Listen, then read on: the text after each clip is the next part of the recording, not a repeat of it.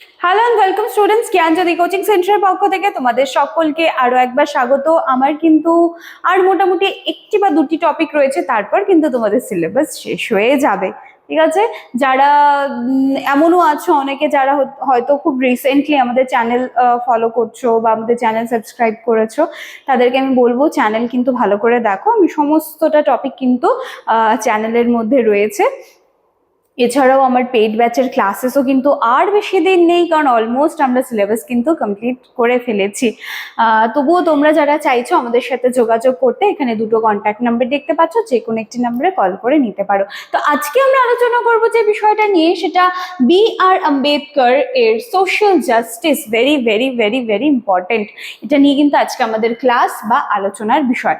চলো তাহলে দেখি বিষয়টায় কি রয়েছে।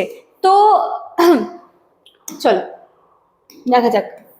B.R. আম্বেদকর, ঠিক আছে, ভারতের অন্যতম শ্রেষ্ঠ সমাজ সংস্কারক আমরা সকলেই জানি, এবং সংবিধানের প্রধান স্থপতি। ঠিক আছে, আমরা সকলেই জানি।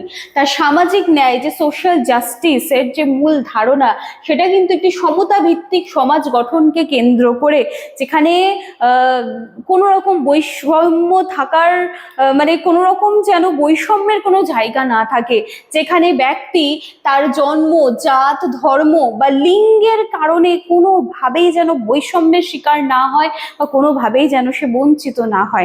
ক্লিয়ার আছে? আচ্ছা, এবার চলো আমরা এর ধারণাটা দেখে নিচ্ছি। আম্বেদকরের মতে সোশ্যাল জাস্টিস মানে কি? সোশ্যাল জাস্টিস মানে হচ্ছে সমাজে সমতা থাকবে, সমাজে স্বাধীনতা থাকবে, আর কি, এবং সমাজে কিন্তু ভ্রাতৃত্ব বোধ থাকবে। তিনি বিশ্বাস করতেন যে শুধুমাত্র রাজনৈতিক স্বাধীনতাই পেয়ে গেলেই কিন্তু সেখানেই যথেষ্ট নয়। এখানে কিন্তু সমাজ আছে, এখানে অর্থনীতি আছে, তো এই সমস্ত কিছুতেও কিন্তু ইকুয়ালিটির প্রয়োজন রয়েছে। ঠিক আছে, সমাজ, অর্থনীতি সমস্ত কিছুতে কিন্তু ইকুয়ালিটির প্রয়োজন রয়েছে।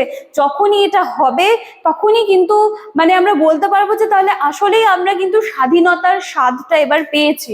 ঠিক আছে, নাহলে কিন্তু আমরা সেটা বলতে পারছি না। চলো এরপরে কি আছে, আম্বেদকরের বা চিন্তাধারার কিছু মূল দিক আমরা ঝটপট দেখে নিচ্ছি। সবার প্রথমে রয়েছে যে কাস্ট সিস্টেম। এই কাস্ট সিস্টেমের জন্য তিনি কি কি করেছিলেন সেগুলো কিন্তু আমরা সকলেই জানি, আর কারোর কাছেই কিন্তু এটা এখন আর অজানা নয়। ঠিক আছে, দেখো। আচ্ছা, আম্বেদকর কঠোরভাবে জাতিভেদ প্রথার বিরোধিতা করেন। তার মতে কাস্ট সিস্টেম এটা একটা সমাজে কি বলবো যে একটি অভিশাপের মতো ছিল। ঠিক আছে, একটা সমাজে বৈষম্য সৃষ্টি করে এবং মানুষের যে মৌলিক অধিকারগুলো সেগুলো নষ্ট হয়ে যাচ্ছিল। ঠিক আছে, এই যে জায়গাগুলো রয়েছে, এই যে এই প্রথা, এই যে কাস্ট সিস্টেমের জন্য কিন্তু তিনি তীব্রভাবে বিরোধিতা কিন্তু করেছিলেন। তারপরে দেখছি যে আমরা ইকুয়ালিটি বা সমতা, সকল মানুষকে কিন্তু তিনি মনে করতেন যে সবাই সমান রয়েছে। এখানে লিঙ্গ, জাত, ধর্ম কোনো কিছুর মানে পরিপ্রেক্ষিতে কাউকে কিন্তু এখানে আমরা ছোট বড় কিছু করতে পারবো না। তারপরে চলে আসলো স্বাধীনতা, যেখানে আম্বেদকর ব্যক্তি স্বাধীনতার গুরুত্ব দেন। চিন্তা, মত প্রকাশ করা ও জীবনযাপনের স্বাধীনতা, সমস্ত কিছু। তারপরে কিন্তু আমরা চলে আসছি এই যে ভ্রাতৃত্ব, এই জায়গাটায় তিনি বলেন যে সমাজে ঐক্য, ভ্রাতৃত্ব বোধ যদি না থাকে তাহলে তো সেখানে আবার সে বৈষম্যের মতন যে বিষয়টা সেটা আবার চলে আসছে।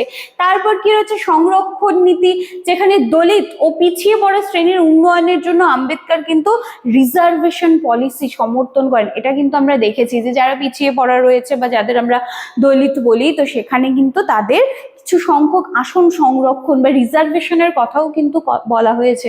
তারপর যে এডুকেশনের যদি আমরা দেখতে পাই, তিনি কিন্তু শিক্ষা ছাড়া সামাজিক পরিবর্তন কখনোই সম্ভব নয়। এটা কিন্তু তিনি দৃঢ়ভাবে মনে করতেন যে একটা সমাজকে যদি তোমাকে একটা ভালো জায়গায় নিয়ে যেতে তুমি চাইছো, তাহলে কিন্তু শিক্ষা ভেরি ভেরি ইম্পর্টেন্ট।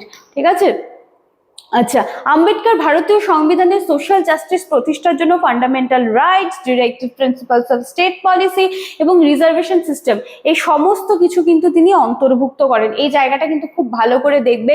সোশ্যাল জাস্টিসের মধ্যে ফান্ডামেন্টাল রাইটস গুলো, directive principles of state policy, reservation system, এগুলো কিন্তু খুব ভালো করে তোমরা একটুখানি দেখে যাবে। ঠিক আছে, আচ্ছা, এছাড়াও সামাজিক বৈষম্য কমাতে কিন্তু এই বিষয়গুলো যথেষ্ট সাহায্য করে। দলিত এবং পিছিয়ে পড়া শ্রেণীর উন্নয়ন উন্নয়নেও এটা অনেকটা বেশি কি বলবো যে সেটা মানে একদমই ধামাচাপা পড়ে গেছিল সেই বিষয়টা, কিন্তু এই যে ডক্টর বি আর আম্বেদকরের যে সোশ্যাল জাস্টিস ছিল সেই জায়গাটাকে কিন্তু অনেকটা সে পিছিয়ে পড়া জায়গা থেকে কিন্তু অনেকটা সেটাকে এগিয়ে নিয়ে আসতে সাহায্য করেছে এবং গণতন্ত্রকে কিন্তু যথেষ্ট শক্তিশালী করেছে। এবার তোমাদেরকে আমি একটা জায়গা বলবো, এই যে তিনটে জায়গা রয়েছে, fundamental rights, directive principles of state policy এবং রিজার্ভেশন সিস্টেম, এই তিনটা সম্পর্কে যদি তোমরা আলাদা করে জানতে চাও কমেন্ট সেকশনে লিখে যাবে, আমি সেটা দেখবো। ঠিক আছে, দেখে আমি সেখান থেকে কিন্তু আলোচনা করে দেবো। ঠিক আছে, তো চলো, আলোচনার বিষয় তাহলে আমার এতটুকুই ছিল। খুব ভালো কিন্তু এই টপিকটা রয়েছে, এক্সামের জন্য কিন্তু ইম্পর্টেন্ট রয়েছে, এই জায়গাটা কোনোভাবে তোমরা স্কিপ করবে না। তো চলো, দেখা হচ্ছে আবার নেক্সট দিনের ক্লাসে নতুন আরেকখানা টপিক নিয়ে। Thank you.